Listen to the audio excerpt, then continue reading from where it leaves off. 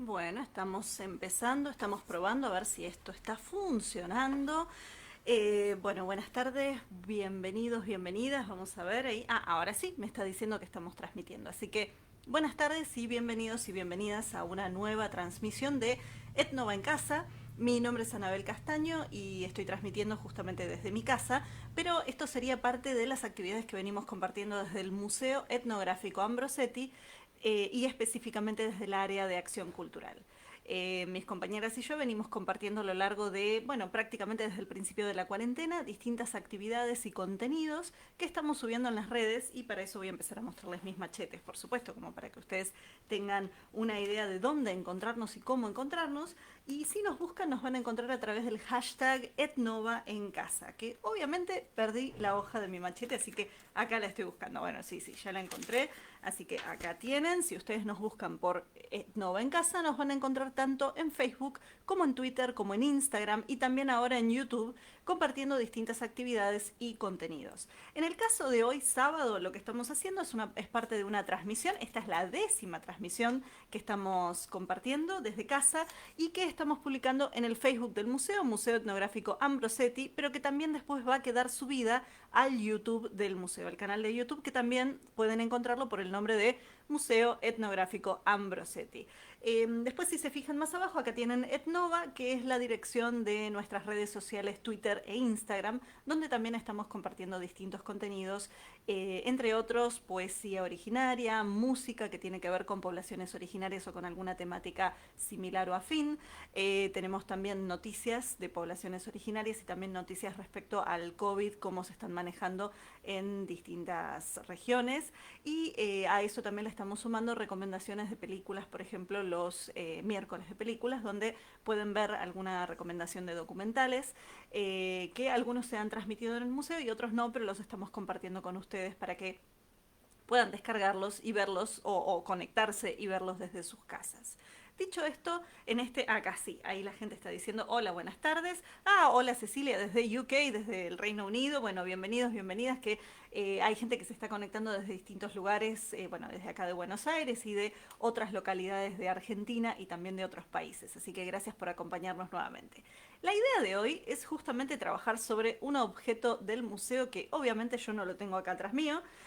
No estoy en el museo, estoy transmitiendo desde mi casa, así que no lo pueden ver en este momento, pero cuando se termine la cuarentena y el museo vuelva a abrir sus puertas al público y ustedes puedan venir a conocerlo y a recorrerlo, se van a encontrar con un objeto que durante muchos años estuvo exhibido en una de las salas del museo. En este momento está en la reserva de las colecciones etnográficas, el espacio donde se guardan y, por ejemplo, se chequean cómo están los objetos, se va haciendo una investigación de ellos.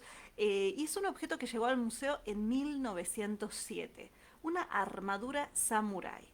Y cuando digo armadura samurái, hay gente que me pregunta, porque alguna vez me mostraron una foto de algo como esto, que ustedes ven acá, estoy mirando a ver si en la cámara lo toma bien. Esto no es una armadura samurái, esto sería, bueno, primero esto es una réplica, una pequeña estatuilla, pero esto sería una armadura china, y es una réplica de las figuras de terracota chinas que están en un enorme sitio arqueológico que se descubrió hace ya varias décadas. Esto no es una armadura samurái, aunque se le parece, porque bueno, lo muestro porque mucha gente a veces nos pregunta, ¿es eso? ¿Es eso que yo vi en internet? Bueno, las armaduras samurái son objetos de protección para guerreros. Sabemos que en algunos pocos casos hay algunas mujeres que fueron samurái también, que fueron excepcionales también dentro de las historias y los relatos que se cuentan de ellas, pero específicamente en las armaduras samurái lo que tenemos es distintos elementos y en la parte de la cabeza, los samurái protegían su cabeza, por ejemplo, de flechas que podían venir volando y pegarles, o también, acá estoy mirando para tratar de acordarme cómo es que se llama específicamente el casco, porque algunas palabras no me las acuerdo, y también para protegerse, por ejemplo, después de justamente katanas, de espadas, de ataques físicos más cercanos y de ataques lejanos también cuando los japoneses y otras poblaciones que eran enemigos de ellos empiezan a incorporar las armas de fuego. Entonces, un aspecto que tienen algunas armaduras samurái, van a tener un casco que va a ser más bien rígido, que va a tener una protección de la cabeza, y adelante en la cara los samuráis van a tener una protección del rostro, usualmente representada a través de una máscara. Una máscara que además después se extendía hasta proteger el cuello justamente para evitar que hubiera zonas vulnerables al ataque de cualquiera. Y la idea de hoy es justamente trabajar sobre estas máscaras. Y las máscaras, bueno, primero el casco, en japonés se llama kabuto, el casco de la armadura, y después el casco siempre venía, o no siempre, pero en general era mucho más cómodo también para el propio samurái, utilizar esta máscara que las tiras del casco se ataban y se iban enganchando directamente en la máscara. Había samuráis que decían, no, no, son muy molestas y me generan mucho calor, son incómodas, otros no, otros las usaban y distintas máscaras iban cubriendo distintas partes de la cara. Había máscaras que eran del rostro completo y también había algunas otras máscaras que eran justamente muy similares a los tapabocas que estamos usando en la actualidad para salir a la calle, si es que tenemos que salir a la calle. Entonces, lo que vamos a trabajar es sobre un tipo de máscara que es el mempo, que también algunos lo conocen como mengu, y el mempo que vamos a hacer va a ser en papel para que chicos, chicas, grandes, pequeños, niños, los que quieran, puedan intervenir. O su tapabocas, tratemos de no hacerles agujeros ni nada por el estilo, que tal vez los mempu tenían, o para hacer justamente una de papel para poner sobre, o para poder jugar justamente y representar algo de este uso de las máscaras. Las máscaras en el mundo tienen usos muy diferentes, algunos son ceremoniales, de celebraciones, de rituales, algunos son máscaras que al ponérselas uno se convierte en otra persona, tal vez un antepasado que en esa fecha, en ese momento del año, está viniendo a compartir una celebración con nosotros o con nosotras. Y otras máscaras como estas serían justamente para protegerse, pero también para asustar. Y esa era un poco parte de la doble función que tenían estas máscaras. A veces tenían formas feroces que, claro, cuando se veían y aparecían los samuráis, iban a generar bastante miedo. Para gente un poco más grande, si alguna vez vieron la película El último samurái, no es que se las recomiendo del todo, para nada, pero sí tienen algunas escenas donde ustedes justamente pueden ver a esos samuráis apareciendo con estos mempo, estos mengu, y en el medio de una neblina, digo, y con una forma bastante importante de mostrarse y de, digamos, te da una idea o les da una idea de cómo podría haber sido ese encuentro en medio tal vez de una batalla. Así que vamos a ver acá la gente nos está diciendo, nos está haciendo algunos comentarios, estoy mirando acá de costado por las dudas, bueno, la gente se sigue sumando, sí, muy poca, acá dice, nunca me imaginé que había mujeres samurái, en realidad muy pocas. Pero sabemos de algunos casos en ciertos momentos de la historia donde hay mujeres que sí también van a ponerse una armadura y salir. Como les digo, muy pocos casos. Lo que sí sabemos es que el samurái además siempre está asociado a una historia vinculada al honor, al servicio, a la lealtad, o por lo menos eso es lo que muchas veces se ensalzaba y se resaltaba, y sobre todo después cuando ya aparece el bushido, el camino del guerrero, que va a ser como uno de los códigos de referencia para los samuráis, para que ellos puedan, digamos, tener un código de conducta. Entonces, acá dice, ¿se sabe cómo apareció esta pieza en la colección del museo? Me dicen acá justamente preguntando en los comentarios. Voy mirando al costado así voy viendo los comentarios, ¿no? Sí, sabemos porque fue una donación de un migrante japonés que estaba viviendo en Argentina. Argentina es uno de los países que tiene una comunidad japonesa que llegó en el siglo XIX.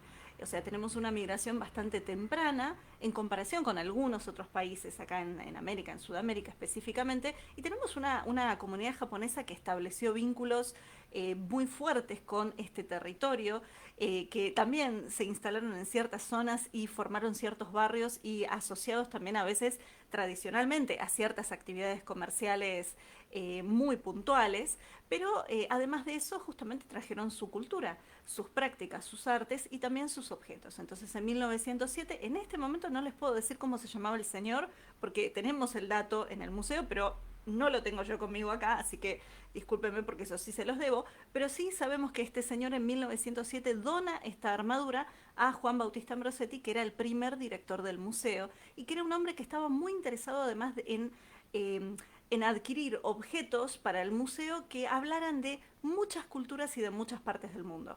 En algunos sentidos, ese objetivo de Ambrosetti después fue transformándose. porque el museo también está hablando, por ejemplo, o busca hablar también del presente, busca hablar de estos territorios y de cuál es nuestra vinculación con estos territorios que actualmente conocemos como Argentina, aunque también estamos hablando de Sudamérica, estamos hablando de otras poblaciones. Pero en ese momento Ambrosetti lo que quería era tener objetos para hacer una gran comparación, digamos, o por lo menos que la gente que viniera se encontrara con este mundo que para la gente de esa época era un mundo exótico. Cualquier cosa que se alejara de la cultura occidental y sobre todo de la cultura occidental clase media burguesa, bueno, eso ya iba a ser exótico seguro. Pero volviendo a las historias del Japón y a las historias de los samuráis, en realidad los samuráis como guerreros aparecen desde tiempos muy tempranos. Ya estamos hablando a partir del año 1200, por ejemplo, una presencia bastante fuerte. Y a partir de más o menos esa época hasta prácticamente 1800, hasta el siglo XIX, la clase samurái, un sistema feudal de gobierno donde aunque estaba el emperador y estaba presente y sigue, digo, es la misma dinastía que sigue gobernando hasta ahora en Japón, en realidad los samuráis a través de guerras y de la fuerza muchas veces empiezan a dominar ciertos territorios y a gobernarlos. Los jefes mayores, los shogunes, en ciertos periodos obedecían igual al emperador, pero en realidad obedecían medio como diciendo hola, ¿qué tal? Pero después ellos seguían haciendo digamos, seguían administrando los territorios y a las personas en esos territorios como ellos querían.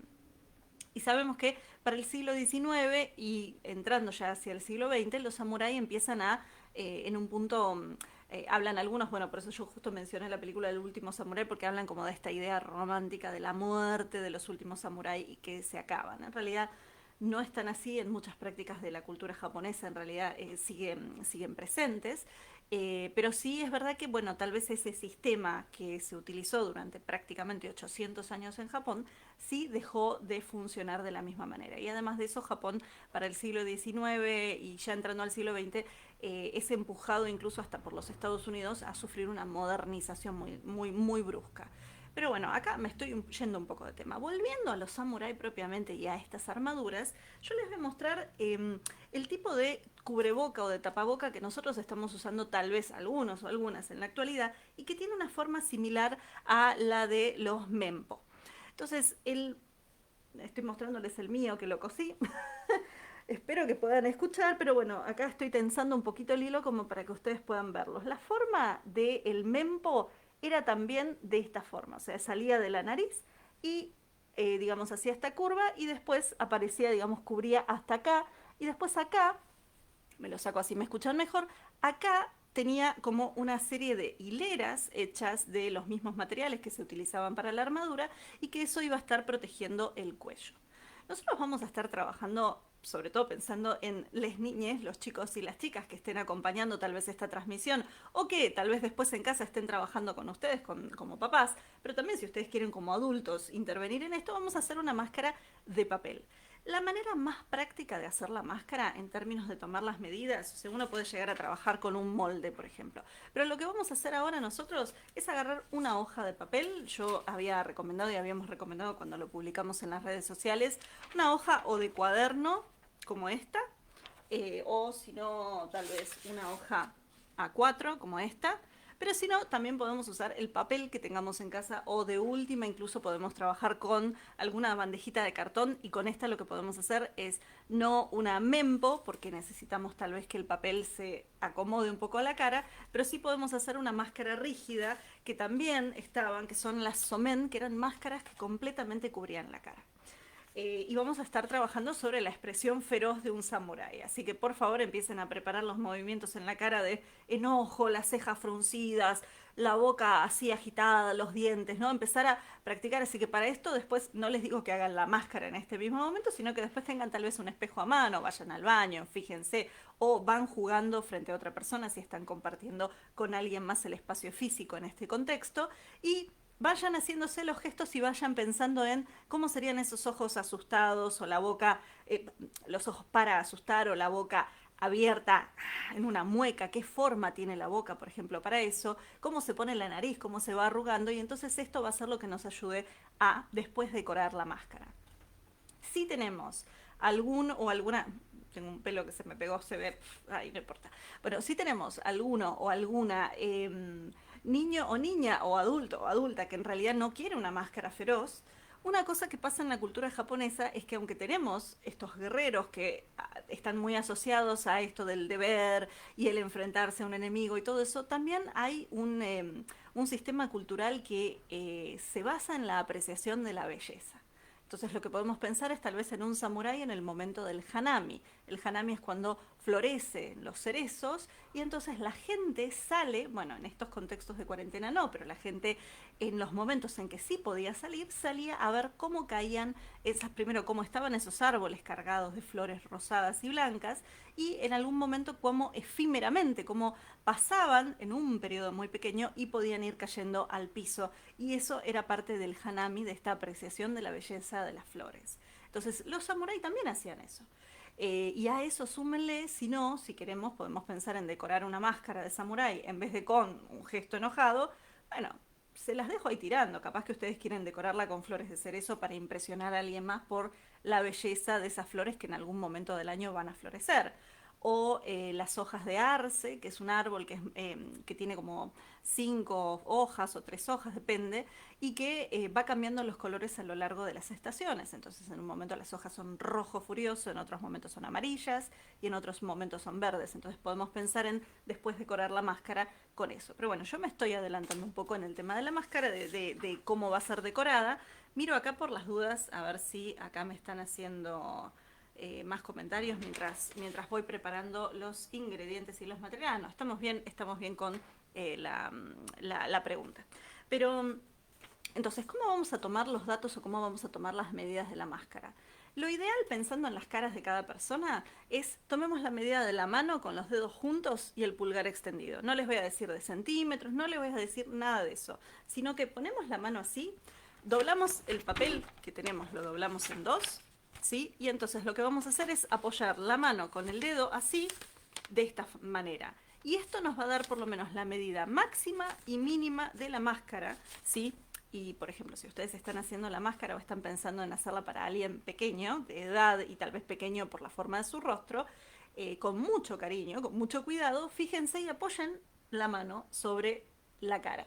Y fíjense si la mano, desde el mentón hasta la punta de los dedos, llega a cubrir hasta acá la nariz. Si no llega o si justamente cubre demasiado, bueno, ustedes van tomando la medida en relación a su mano, ¿sí? Pero la hacen así y con eso tendríamos la medida máxima y mínima. Entonces, yo para no tener que estar bajando la cámara y después no pegándole a donde estoy apuntando con la cámara, como nos ha pasado en algunas transmisiones anteriores, lo que voy a hacer acá es justamente apoyar mi mano,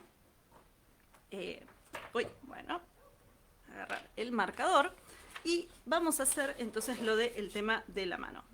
Ahora lo pongo acá y, miren, me pongo esto acá enfrente. Y lo que vamos a hacer es marcar la punta de mis dedos, acá lo estoy viendo mientras miro la cámara, y marco acá donde termina la mano, ¿sí? Más o menos ahí tengo la medida máxima y mínima. Entonces yo con esto ya puedo hacer, por ejemplo, en la hoja, digamos que puedo tirar una línea imaginaria horizontal y ya sé cuál es la altura máxima de mi máscara. Y por el otro lado, una vez que tengo apoyada la mano así, ¿sí? Bueno, acá justo la tengo al revés la mano, debería tenerla de la otra mano puesta, pero digamos, apoyo la punta de los dedos en el borde del papel, estiro el pulgar y marco acá. Y con esto yo sé cuál es el ancho de la mitad de la máscara que estoy haciendo, ¿sí? Entonces, de esta manera, vuelvo a bajar esto, de esta manera yo ya tendría más o menos aproximadamente las medidas, digamos, de el recorte de papel que voy a estar haciendo para hacer mi máscara. Y acá lo que tengo es la mitad, ¿sí? O sea, esto que yo hice fue en realidad esta medida. Entonces, lo que vamos a estar haciendo con el papel, yo acá tengo un molde de otra máscara, de la máscara cosida que está acá al costado, que tenía de mi cubreboca de tela, pero en realidad lo vamos a hacer un poco más sencillo inclusive, porque esto tiene como demasiada vuelta. Lo que vamos a estar haciendo es, digamos, a ver, lo vuelvo a apoyar acá, a ver si con eso se me estabiliza un poco la mano. Pero lo que vamos a... bueno, no nos dejemos sordos. Lo que vamos a estar haciendo es empezar a hacer una curva así y después vamos a bajar un poquito, ¿sí? Vamos a bajar un poquito, ¿sí? Un poco más para acá. En realidad, a ver, bajo un poco más porque esto debería ser un poco más curvado. Hasta acá. Llego hasta este lado y vuelvo para este lado. ¿Sí? Esta sería como la forma de la máscara. Fíjense, yo recién cuando había usado la otra mano, ahora lo voy a hacer con la otra y van a ver bien, pero lo que estoy haciendo es un poco esta forma, ¿sí? Estoy haciendo esta forma y con esta forma lo que vamos a hacer es recortar. ¿Sí? Entonces voy a buscar mi tijera. Esto es una intervención muy express, como siempre pasa con estas cuestiones de las cámaras. Entonces, bueno, estoy acá siguiendo el molde. Es un... Si no, si ustedes prefieren buscar un molde de tapabocas de estos que tienen la forma... Casi me acerco la tijera a los ojos, qué peligro. Si quieren buscar un molde de esos no hay ningún problema, pero con esto, digamos, ustedes tendrían como una medida aproximada de cómo estaría más o menos hecha la máscara. Y ahí ya la tendrían como lista como para poder hacerse. Una posibilidad también, si es que ustedes quieren que la máscara tenga más curva, ¿sí? Es que acá, en esta parte, ustedes pueden hacerle como una especie de pliegue, ¿sí? Un doblez de tamaño del pulgar o tamaño de un dedo. Y eso o lo pegan con cinta scotch o le ponen un clip de abrochadora o le ponen, no sé, lo pegan con plasticola. Y entonces lo que les va a quedar es una máscara, ¿sí? Un poquito más curvo. Y lo mismo pueden hacer acá abajo. Si ustedes quieren, medio centímetro y ya con eso van a tener la forma curva. Y ahí ya estaría lista la máscara como para poder ser intervenida y decorada. ¿Sí? Fíjense que ahí les queda la formita. Entonces, para los japoneses y para los samuráis, lo que ustedes están trabajando cuando están trabajando sobre esto, están trabajando, como les digo, en la media máscara que se usaba tradicionalmente, que de los mempo, de todas estas, o los menyoroi, que es el nombre también que se le da a las máscaras en general, estas son específicamente las mengu. Entonces, las medias máscaras a veces tenían dibujado la nariz. La nariz incluso se podía sacar. En este caso no lo vamos a hacer porque si no ahí desarmaríamos totalmente la máscara y la idea es que ustedes tengan una edición sencilla de la máscara para poder trabajar. Un detalle también, porque esto yo no lo dije, pero pensando también en todas las formas que ustedes pueden tener digamos, de cosas en casa, digo, en este momento, si ustedes más bien tienen alguna de estas máscaras, de estas que son así, o digamos máscaras aún más sencillas, y no sé, sus niños, sus niñes, las personas que vayan a intervenir la máscara también pueden trabajar sobre esto, se pueden decorarla acá mismo. Yo acá en la de papel las estoy dando porque justamente es para que ustedes puedan hacerle todas las formas que ustedes deseen. Entonces, teniendo esto así, lo que nosotros vamos a empezar a pensar es justamente la forma. Yo acá las estoy haciendo con cinta de papel muy, pero muy sencillo y ya ahí tengo la movilidad. Lo que voy a estar pensando entonces es qué le voy a poner a esta máscara, cómo voy a querer intervenirla. Como les decía, en general las narices que se utilizaban en la decoración de estas máscaras, lo voy a hacer así fuera de el molde o el modelo de máscara de papel, así ustedes lo ven, pero las narices eran narices más bien grandes o puntudas. Ay, espérense, vamos a buscar el otro marcador, así se va a notar mejor. Entonces, lo que vamos a tener, por ejemplo, acá estoy mirando un modelo que tengo acá al costado, que es un modelo histórico, arqueológico, es que usualmente la máscara,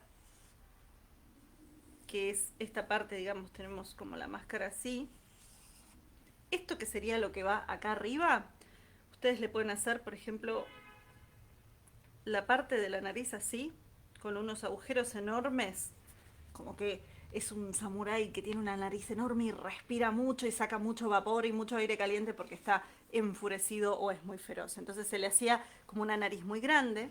Después se le hacía una boca abierta a veces.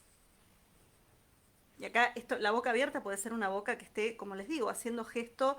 eh, Esto podría ser una boca no sonriente. Le pueden hacer los dientes. Había máscaras que tenían los dientes hechos en distintos materiales, ustedes los podían ver.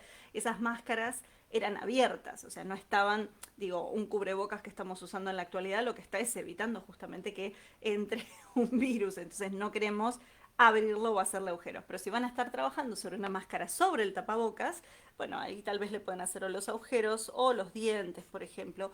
O también, ¿qué dientes más torcidos me salieron? O también el bigote. Porque lo que aparecen en muchas de estas máscaras son unos bigotes hechos de paja o de algún otro material vegetal. A veces también están hechos de crin, de pelo. Y eran unos bigotes muy, muy, muy abundantes, muy peludos. Y entonces estos bigotes iban apareciendo arriba de esa boca abierta del samurái. Imagínense esto puesto con el casco, les quedaban los ojos entre las sombras y entonces, bueno, eso podía traerles una expresión bastante feroz. ¿Sí? Entonces, si yo tuviera que intervenir tal vez mi máscara, lo que yo les puedo recomendar es que los bigotes, si no tienen justamente, no sé, restos de una escoba más o menos en buen estado, o si no tienen, no sé, lana para hacerle los bigotes, hasta los pueden hacer en papel, porque en papel lo que les da es bastante volumen. Lo que ustedes hacen es, por ejemplo, un pedazo de papel con la tijera le van haciendo, ¿sí? Y a esto le superponen más papel y más papel y más papel hasta que les quede como un bigote bien, bien poblado. Píntenlo o háganlo sobre el papel, digo, pónganle el color primero porque después una vez que lo cortaron, si lo van a pintar va a ser un desastre. Pero entonces todo esto ustedes se lo pueden ir agregando a la máscara. Y una vez que está terminada, con o abrochadora o la cinta scotch o la misma plasticola, le ponen un hilo, ¿sí? O un cordón o un piolín, lo que fuera, y ahí se lo ponen detrás y ya ahí la tendrían. Y lo que se cuenta de los samuráis, como les decía, hay muchas historias muy variadas.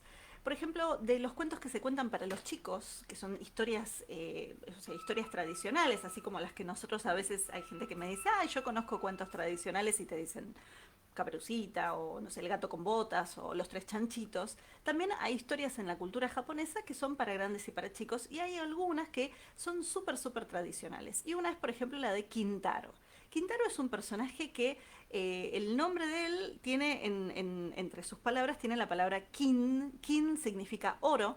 Y entonces Quintaro lo conocen como el niño dorado. Y dicen que Quintaro era un pequeño que cuando nació, hay muchas historias sobre su origen y sobre su infancia, pero una de las más comunes dice que él nació y algún percance, alguna desgracia sufrieron sus padres, y entonces fue criado por una bruja de montaña, una Yamauba. Entonces la Yamauba cuando lo encontró, lo crió y era un nene que ya desde bebé era muy fuerte y ya se podía parar e incluso ya podía hablar.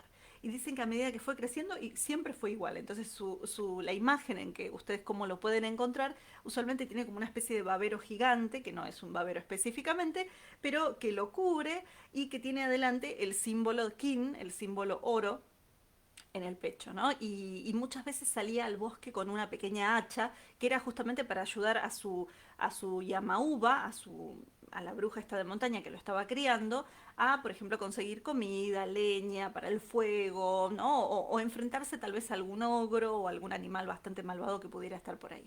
Y dicen que era tan fuerte que podía arrancar un tronco con la fuerza de sus brazos y que así como era de fuerte, era de mandón. Entonces los nenes de los pequeños pueblos que vivían ahí al pie de la montaña y que cada tanto él se acercaba para jugar con ellos, no querían saber nada con él y lo sacaban y le decían andate. Entonces dicen que Quintaro sufre una serie de aventuras en la montaña buscando otros amigos. A veces en realidad empezaba con una discusión, una pelea por ejemplo con un oso, y a medida que iba pasando el tiempo el oso se terminaba siendo amigo de él, y así otros animales de la misma montaña que se crían y que lo acompañan en sus juegos hasta que él, digamos, no les digo que crece y se convierte en un adulto, sino que todavía en esa infancia o en esa pequeña juventud se cruza con un samurái.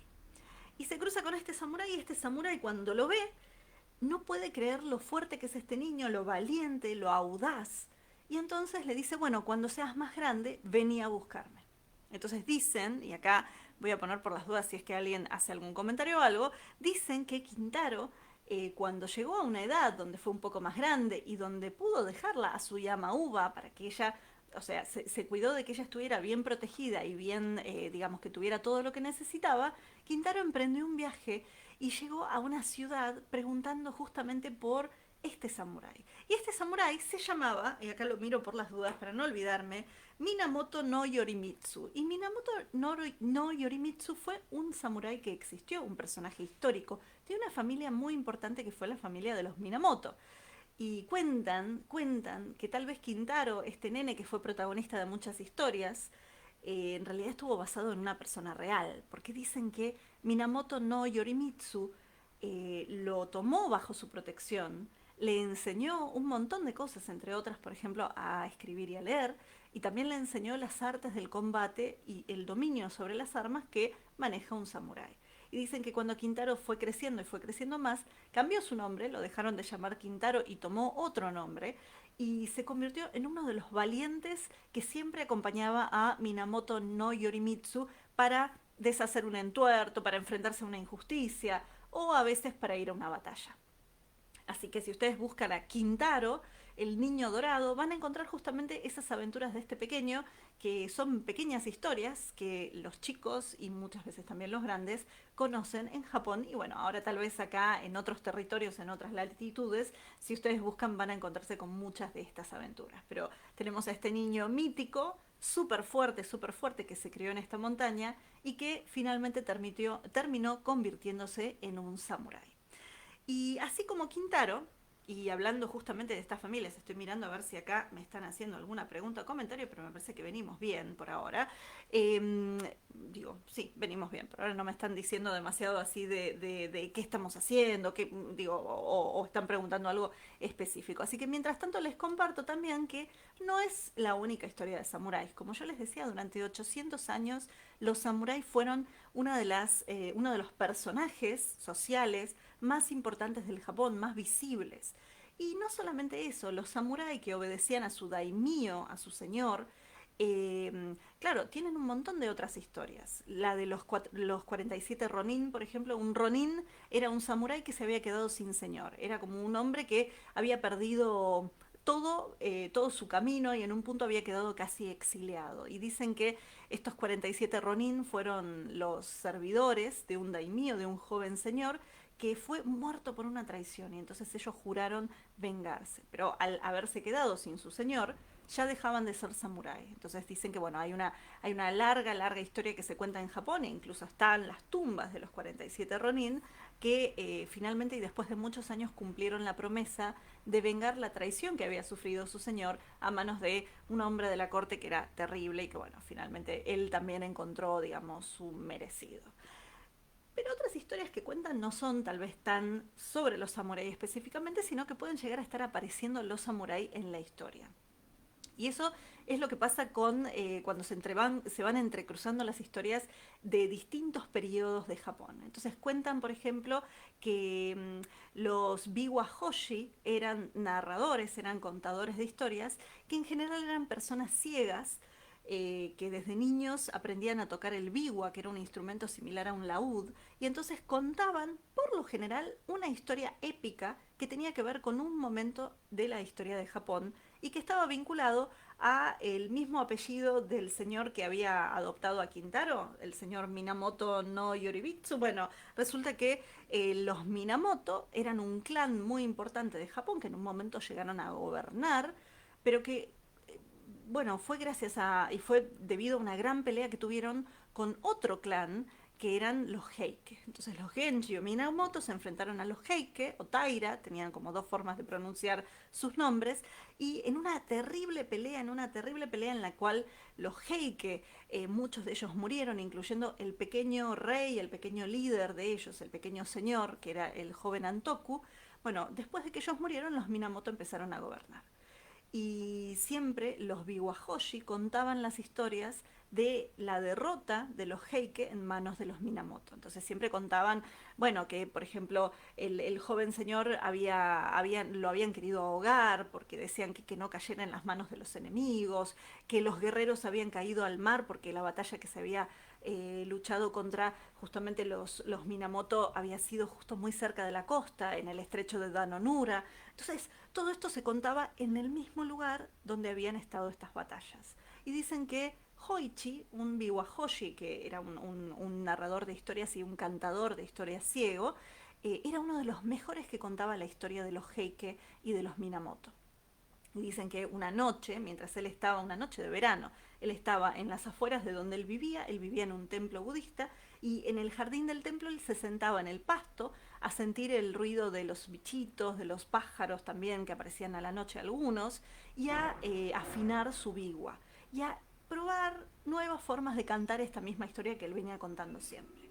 Y dicen que escuchó los pasos de un samurái acercarse y se dio cuenta que era un samurái porque eran pasos pesados, que cargaban una armadura. Y justamente levantó la cabeza y sintió el olor al cuero y al hierro que compone la armadura de un samurái. Y escuchó una voz muy marcial que le decía: Hoichi, ¿usted es Hoichi? Mi señor quiere escucharlo. Y entonces Hoichi dijo: Hi, sí, soy Hoichi. Levantó el brazo y ahí sintió como el samurái le ponía el hombro cerca y entonces lo apoyó sobre la armadura del samurái. Tomó su biwa y los dos emprendieron el camino que lo alejaba del templo y lo llevaba a un lugar que él no conocía. Y mientras iban caminando, el samurái le decía que el señor para el cual Hoichi iba a tocar era un señor que estaba en ese lugar visitando y conociendo la historia de los Heike y de los Minamoto, haciendo como una especie de turismo, pero que estaba ahí en secreto y que entonces Hoichi no le podía decir a nadie que lo iban a visitar. Y Hoichi mientras tanto sentía que caminaba por el bosque y que después pasaba por el pueblo que estaba ahí muy cerca del bosque y del templo budista y que atravesaban el pueblo y que se alejaban y que de repente iban por otro lugar que él no conocía porque no reconocía los sonidos, hasta que entró, Hoichi sintió con sus sentidos que entró en un enorme espacio donde los salones hacían eco. Los pasos de Hoichi y del samurái se escuchaban, entonces era un lugar muy grande. Y de repente entró en otro lugar igual de grande, pero donde podía escuchar el susurro de la seda, de las ropas de hombres y mujeres que estaban ahí. Y cuando el samurái se detuvo, Hoichi hizo una reverencia para donde sintió que podía estar la persona de más autoridad, y una voz muy suave le dijo: toca. Y Hoichi tomó el biwa y empezó a cantar y contar la historia de los Heike y de los Minamoto.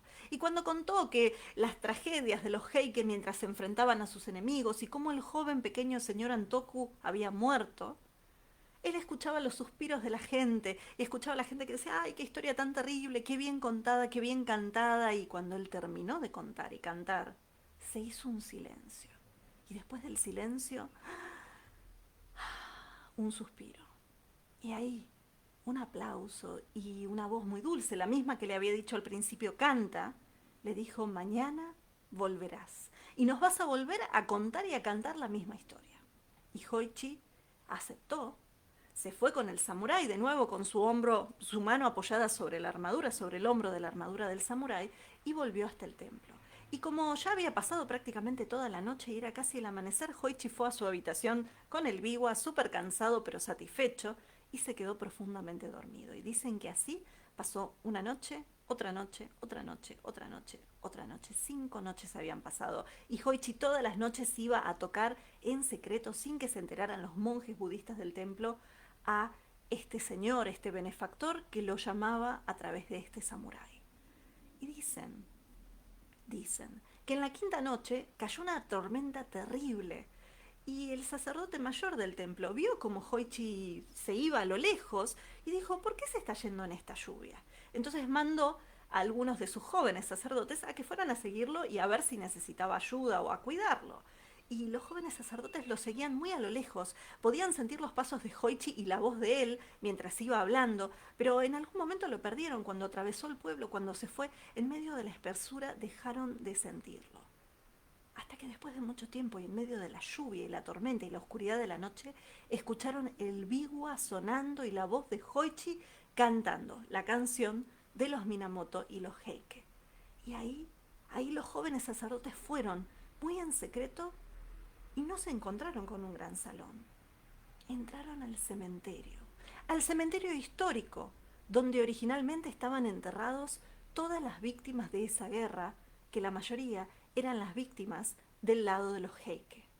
Y en medio de las tumbas empezaron a seguir un resplandor, una luz muy, muy difusa y extraña, y cuando llegaron a la tumba principal, la tumba del pequeño señor Antoku, ahí estaba Hoichi tocando con su biwa, rodeado de unas luces muy misteriosas que brillaban cada vez que él los mencionaba a los Heike. Y trataron de agarrarlo y sacudirlo y decirle salí, salí, pero hasta que él no terminó de cantar, no pudieron ni siquiera moverlo. Y cuando lo movieron a la rastra y Hoichi se dio cuenta de que estaba lloviendo y que él estaba todo mojado y que hacía frío y que qué estaba haciendo, y lo llevaron hasta el templo. Y el sacerdote mayor lo vio y le dijo, estás bajo un embrujo. Fuiste a tocar a las tumbas de aquellos que perdieron la guerra contra los Minamoto. Fuiste a tocar a las tumbas de los Heike y les estás contando la historia de su tragedia. El problema, ¿cuántas noches hace que estás tocando? ¿Cuántas noches? Y Hoichi le dijo, 5. Y ahí el sacerdote en jefe le dijo que el problema era que si tocaba 2 noches más, iba a pertenecer para siempre a esos fantasmas. Entonces Hoichi empezó a pedir ayuda y no sabía qué hacer y el sacerdote en jefe le dijo, no te preocupes, yo te voy a ayudar. Durante la sexta noche Hoichi tuvo que ir de nuevo. Y en la séptima, la última, previo a eso, durante el día, el sacerdote en jefe apareció con un montón de sutras, de oraciones, de textos sagrados, y le pidió a todos sus ayudantes, inclusive él mismo, que lo pintaran a Hoichi con las palabras sagradas. Y dicen que Hoichi se tuvo que desnudar y ahí se quedó quietito con sus ojos cerrados mientras lo pintaban en los párpados, en la nariz, en la boca, hasta en la lengua. Lo pintaron en todo el cuerpo, entre los dedos, en todas partes con palabras sagradas de protección. Y cuando terminaron de pintarlo, el sacerdote en jefe le dijo, te vamos a dejar en el jardín con tu biwa, como todas las noches cuando te viene a buscar el samurái, pero vos te vas a tener que quedar quieto. Vas a sentir que el samurái se va a acercar tal vez a vos, te va a llamar 3 veces, pero si a la tercera vos no respondés ni te movés ni te descubre, vas a estar a salvo. Y dicen que Hoichi aceptó. Y era una noche re linda, una noche calurosa de verano, en medio de ese pasto se podían escuchar los grillos y sentir el aroma del viento atravesando el verde. Y Hoichi estaba ahí, quieto, sentado de piernas cruzadas con los brazos apoyados, las manos apoyadas sobre sus 2 rodillas, con los ojos cerrados diciendo por favor, por favor, por favor que no me descubra. Y sintió los pasos marciales y pesados de la armadura del samurái que se acercaba. Y sintió que el samurái decía, Hoichi, ¿dónde está Hoichi? Y que la voz se iba para un lado y los pasos también, y la voz se iba para el otro, y que lo rodeaba, pero no se detenía frente a él. Y se escuchó la voz del samurái que volvió a llamarlo, Hoichi, una segunda vez. Y dijo el samurái, veo el biwa del músico, pero no veo al músico. ¿Dónde está? Y sintió los pasos que lo volvían a rodear y que de repente detrás de él se quedaban quietos. Y la voz del samurái que decía, veo el biwa del músico y veo las orejas del músico.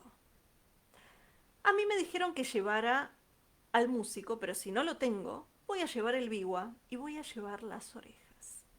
Y ahí Hoichi sintió un tirón en las orejas, un tirón, un dolor fuerte, fuerte, fuerte que lo atravesaba.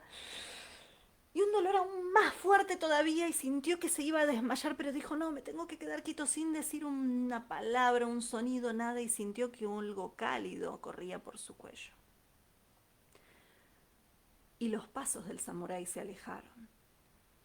A la mañana siguiente, cuando el sacerdote en jefe fue a ver cómo estaba Hoichi, lo encontró sentado en un charco de sangre, casi desmayado, pero vivo. Y ahí. Y se dieron cuenta de que el samurái había visto a Hoichi porque uno de los sacerdotes, el más joven, el que todavía estaba aprendiendo, no había escrito los sutras detrás de las orejas del músico. Y por eso el samurái, el fantasma del samurái, lo había detectado.